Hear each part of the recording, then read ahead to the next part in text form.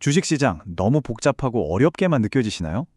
월스트리트의 전설적인 투자자 피터 린치는 의외로 아주 단순하고 또 강력한 전략으로 시장을 이겼습니다. 오늘 그 비밀을 하나씩 파헤쳐 볼 텐데요. 모든 건 우리가 주식시장에 대해 흔히 갖고 있는 오해, 바로 그걸 깨는 것에서부터 시작합니다. 자, 이 말 한번 보세요. 정말 의미심장하지 않나요?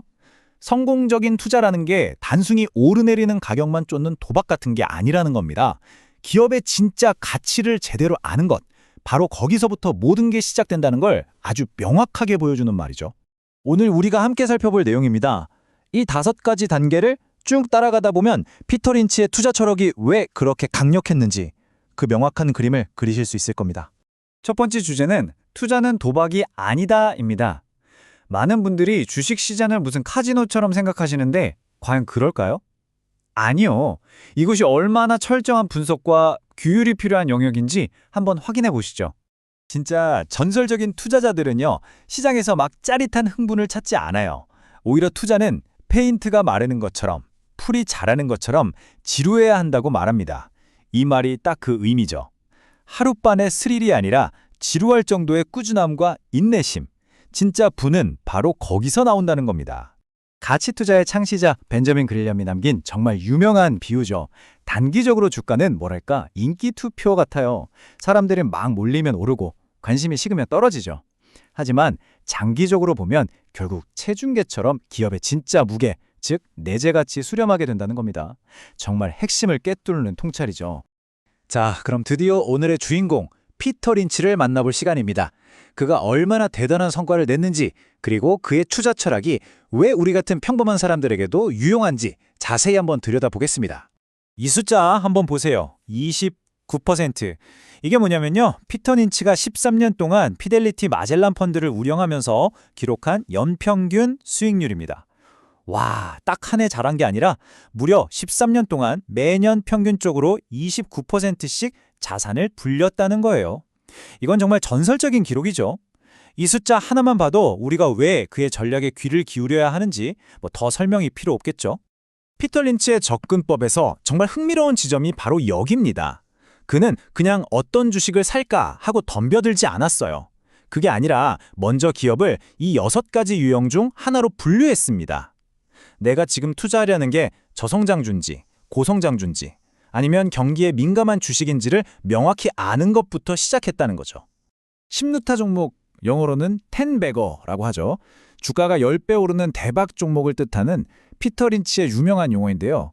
과연 그는 이런 엄청난 종목들을 어떻게 찾아냈을까요?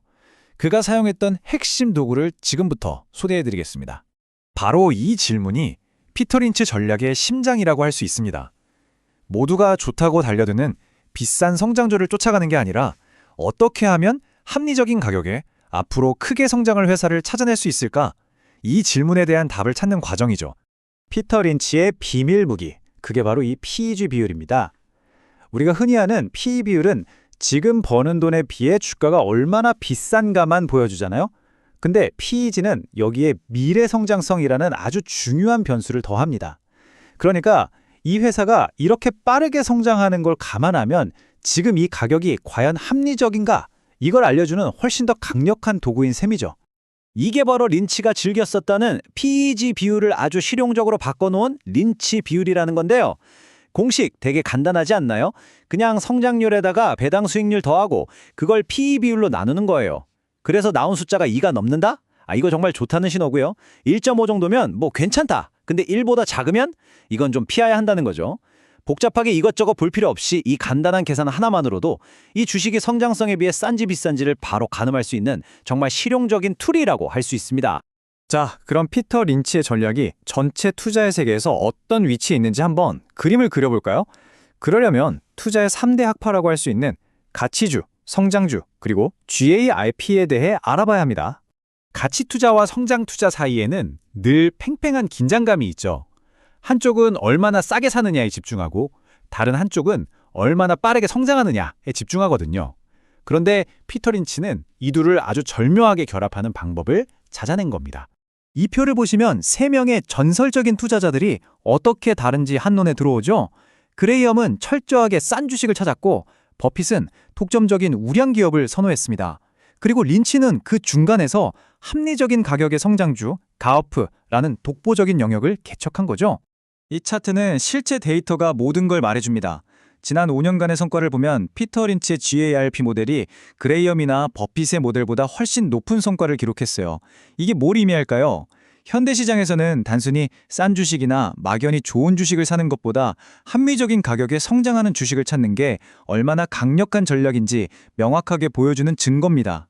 이제 피터 린치 철학의 마지막 퍼즐 조각이자 어쩌면 우리에게 가장 큰 힘을 주는 부분으로 넘어가 보겠습니다.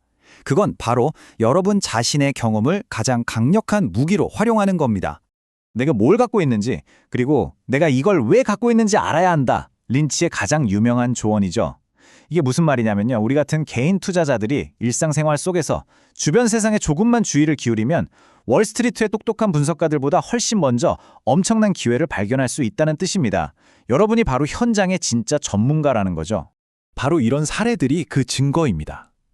요즘 내 친구들 이거 없으면 못 살던데? 저 가게는 왜 항상 줄이 저렇게 길지? 이런 사소한 관찰들, 바로 여기서부터 10배 오르는 주식에 대한 아이디어가 시작될 수 있다는 겁니다. 하지만 여기서 정말 중요한 점이 있습니다. 아는 것에 투자라는 말이 그냥 느낌만으로 투자라는 뜻은 절대 아니라는 거예요. 관찰은 그저 출발 신호일 뿐입니다. 그 다음엔 반드시 그 회사의 재무 상태는 어떤지, 경쟁력은 있는지, 소위 말하는 숙제를 해야만 합니다. 결국 모든 건 다시 인내심이라는 한 단어로 돌아오네요. 우리가 오늘 배운 이 모든 지식들 정말 강력한 무기잖아요. 하지만 이걸 다 갖췄다 해도 과연 페인트가 마를 때까지, 풀이 자랄 때까지 지켜볼 수 있는 그 기다림의 규율을 실천할 수 있을까요? 바로 이 마지막 질문에 대한 여러분의 대답이 앞으로의 투자 여정을 완전히 바꿔놓을지도 모릅니다.